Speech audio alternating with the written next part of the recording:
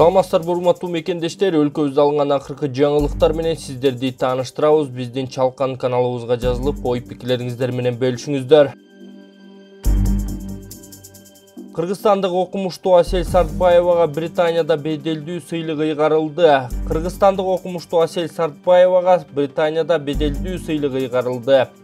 Кыргызстандык окумуштуу Асель Сартбаева беделдүү Every Woman in Technology академиялык сыйлыгына татыды. Бул туурасында Every Woman уюмунун сайтына жарыяланды.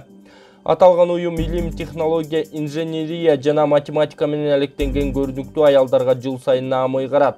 Быйыл Калыстар тобу Сартбаеваны жылдын мыкты айымы номинациясын жеңүүчүсү деп тапты. Кыргызстандыктын новатордук эмгеги технология тармагында карьера жасаган аялдарды шыктандырып үлгү болгону белгиленген. Анын иштеп чыккан технологиясы сыйлыкка татыды. Бул вакцинаны жеткирүү жана сактоо алда канча жөнөкөйлөтүлгөнүнөн кабар берет. Ал технология тармагында революция жасаган феноменалдуу аял деп жазган уюм.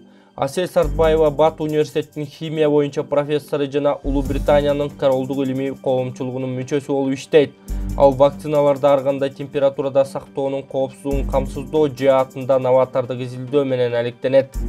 Буга чейин Сартбаева курамына кирген Улуу Британиянын окумуштуулары жылуу температурада чектөөсүз сактоого шарт түзгөн кургагучтуктун белок компонентиндеги вакцинасы үчүн таңгактын жаңы түрүн иштеп чыгышкан. Учурда ал Кембридж жана Оксфорд университеттеринде эмгектенет. 2019 жылы вакциналар кансыз согуштун аякташы деген эмгеги үчүн Асель Сартбаева Англиядан Хансан атындагы медаль алган. Садыр Жапаров 1-июлдан баштап медиктердин айлык акысы 40%га көтөрүлөт. Кыргызстанда медицина кызматкерлеринин айлык акысы 40%га көтөрүлөт. Бул тууралуу президент Садыр Жапаров эл аралык аялдар күнүнө арналган аялдар менен жолугушууда билдиргенин жергиликтүү маалымат булактары жазып чыгышты. Президент менен жолугушууда катышуучулар билим берүү, саламаттыкты сактоо, маданият, жеңил өнөр жай жана спорт тармактарындагы бир катар көйгөйлөрдү көтөрүштү. Өз кезегинде мамлекет башчысы билим берүү жана саламаттыкты сактоо тармагындагы кадрлардын айлык акыны көтөрүү маселеси артыкчылыктуу болуп саналат деп белгиледи. 2021 жылы 1-июлдан баштап медиктердин айлык акысы 40%га көтөрүлөт. Мен 100%га чейин деле көтөрө бермекмин. Тилекке каршы бул жылдын бюджеттин алкагында биз 40%га гана көтөрө алабыз. Бирок мен бул багытта иштер улантыларына ишендирип кетким келет деген Жапаров. 4 мартта Бишкектин Борбордук ала тоо аянтында Ак калпак күнүнүн 10 жылдыгына карата улуттук кийимдердин парады өткөн. Аталган байрамдык иш-чараны журналист Элнура Кулуева, жарандык активист Аманбол Бабакулов улуттук намыс тобу уюштурган. Ал эми салтанаттуу иш-чарага Жогорку Кеңештин депутаты Марлен Маматалиев башкы демөөрчүлүк кылган. Ал ала тоолук үмүт долбоорунун жетекчиси Элнура Кулуева эл өкүлүнө ыраазычылыгын билдирди. Көптөгөн ишкерлерге кайрылдык. Ошолордун ичинен Марлен Маматалиев кайдыгер карабай иш-чарага кеткен чыгымдарды көтөрүп берди. Биз терең ыраазычылык билдирип койгубуз келет. Чынында сиздей мыкты уулдар көп болушу керек. Алдыда сизди дагы алкай турчу күндөр бар. Жолуңуз ачык болсун, ийгиликтер коштосун, бар болуңуз дейт улуттук намыс тобу. Ошондой эле анын лидери Элнура Кулуева баштаган уюштуруу тобу.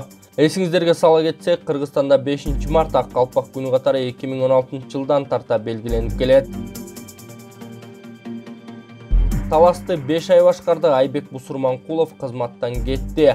Айбек Бусурманкулов өкмөттүн Талас облусундагы ыйгар муктуу өкүлү кызматынан бошотулду. Бул тууралуу өкмөттүн маалымат кызматы кабарлады. Ага ылайык Бусурманкулов ээлеген ордунан башка ишке өткөндүгүнө байланыштуу кеткен. Тиешелүү буйрукка премьер-министр Улукбек Марипов кол койгон. Эске салсак, Бусурманкулов Таласка жетекчи болуу 2020 жылдын октябрь айында 5-6 октябрдагы окуялардан кийин келген.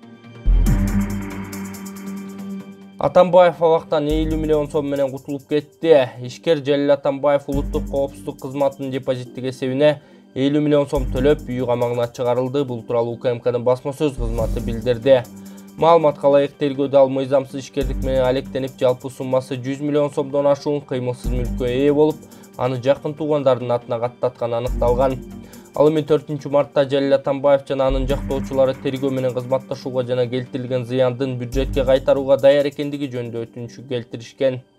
Бүгүнкү күндө зыяндын ордун толтуруу үчүн УКМКнын депозиттик эсебине 50 миллион сомдон ашык салды. Калган 50 миллион сомду ушул жылдын март айынын аягына чейин төлөп берүүгө милдеттендирилди деп кабарланат. Белгилүү кетсек, Атамбаев ички иштер органдарында иштеп жатканда мыйзамсыз байыган деп жана башка бир катар кылмыш иштерине айыпталып кармалган. Ганчини обсервацияга айлантууга бөлүнгөн акчадан 2,5 миллион сом уурдалганы айтылды. Аскер прокуратурасы Аскер курулуш мамлекеттик ишканасынын кызмат адамдары бюджеттик каражатты максатсыз пайдаланган учурду таап чыкты. Бул тууралуу башкы прокуратурадан кабарлашты. Маалыматка ылайык, коронавирус апатына каршы күрөш жүргүзүү максатында Ганси авиа базасынын илдетке чалдыккандарды кабыл алуучу ооруканага айлантуу үчүн мамлекеттен каражат бөлүнгөн.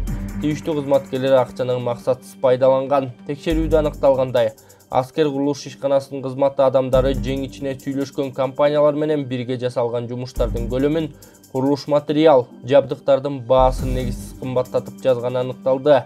Мындан сырткары жасалган иштер ар башка субподрядчылардын актыларында кайталанып көрсөтүлгөн. Натыйжада мамлекеттин казынасына 2,5 миллион сомдон ашык зыян келтирилген деп айтылат маалыматта. Бул факт боюнча териштирүүнүн материалдары Аскер прокуратурасы тарабынан кылмыш жана жоруктардын бирдиктүү реестрине катталып, сотко чейинки өндүрүш башталды. Ырчы Мирбек Атабеков үй бүлөсү менен Кыргызстанга кайтып келди. Ырчы Мирбек Атабеков Кыргызстанга келди. Бул тууралуу ырчынын жубайынын соц тармактагы баракчасына жазылган маалыматка шилтеме берип, Барометр сайты билдирет. Маалыматта ырчы жубайы жана балдары менен 5 март күнү таңга жуук Кыргызстанга учуп келгени айтылат. Чарчагандан көзүмдүн алдындарына көк пайда болуп кетти. 20 сааттан ашык убакыт уктабай жол жүрдүк. Эми Кыргызстандын абасына адаптация болгуча убакыт керек деп жазган ырчынын жубайы. Ага утурлай эле Мирбек Атабеков өзү да соц тармактагы баракчасына 8 март айымдардын майрамынын урматына уюштурулуп жаткан шаарыбыздагы ресторандардын бириндеги кечеде ырдай турганын жазды. Эсиңиздерге сала кетсек, ырчы үй бүлөсү менен 2020 жылдын январь айында Америкага чыгып кеткен. Төрөхан Жунусбеков мыйзамды бузган соттордун өздөрүн соттош керек. Тартипке мыйзамды сыйлаганда элден мурун сотторду чакыруу зарыл, деди 5 мартта Nazar News маалымат агенттигине Мегаком компаниясынын кеңешчиси Төрөхан Жунусбеков. Төрөхан, тартип комиссиясы бир канча айдан бери тоголонуп жатып, Жогорку соттун төрайымы Гүлбара Калиеваны кылмыш жообуна тартууга макулдук беришти. Эми камалуу кезеги сотторго да жеттик десек болобу? Тартип комиссиясынын Гүлбара Калиеваны кылмыш жообуна тартууга макулдук бергени туура болду. Биз мурун эле туура чечим чыгарган үчүн сотторду өзүн соттош керек деп айтчубуз. Анткени соттор каалаганын жасап көнүп калышкан, ошондуктан мыйзамды бузган соттордун өздөрүн соттош керек. Тартипке мыйзамды сыйлаган элден мурун сотторду чакыруу зарыл болуп турат, деген ал. Эмилбек Каптагаев Бишкек шаарын Манас деп өзгөртүүнү сунуштады. Коомдук ишмер Эмилбек Каптагаев Бишкек шаарын Манас деп өзгөртүүнү сунуштады. Ал бул тууралуу Facebooктагы баракчасына жазып чыкты. Жалган жерден тарых жаратуу жакшылыкка алып барбайт. Бишкек ысымдуу инсан жашап өткөн болсо дагы ал кишинин атынан жер аталып калганбы же болбосо ушул Бишкек деген жерде туулуп калган үчүн ата-энеси ага Бишкек деп ат койгонбу белгисиз. Азыр деле алай талас чаткал деген ысымды алып жүргөн канчалаган киши бар. Негизи чүйдөгү жер суунун аттары Карабалта, Сокулук, Бишкек, Токмок деп бир логика менен аталганы бекер жерден эмес. Кыргыз эли жөн эле атай бербейт эле. Анын үстүнө жазуучу Нурия Шагапова өзү мойнуна алып жатат. 1991 жылы академик Плоскихтин өтүнүчү менен Бишкек жомогун ойдон чыгарып жаза салдым эле деп. Эми мынтип Ордо калаанын негиздөөчүсү катары ташка чеккен таптакырына туура иш, документалдуу тарыхый далили жок болгондон кийин бул ишти токтотуу керек. Өтө тереңдетпей. Негизи эле ары бери талашпай Ордо калааны Манас деп койгонубуз туура. Ушул маселени 11 апрелде боло турган референдумга конституция менен кошо чыгарса да туура болот. Ордо калааны Манас деп атоого элдин пикирин сурап.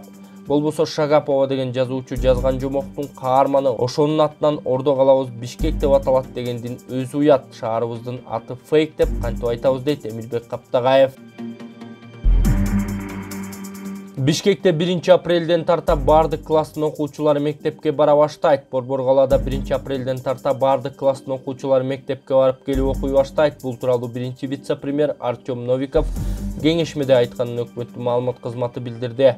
Мектептеги билим берүү маселелерине арналган жыйын 5 мартта өткөн. Новиков 9 марттан тарта 2, 3, 4 класстын окуучулары офлайн режимге өтөрүн эске салып, апрелден тарта окуучулар толугу менен кадимки тартипте окуй баштаарын айтты. Мында 2021 жылдын 1 сентябрына чейин ата-энелерден бирдиктүү форма талап кылынбайт.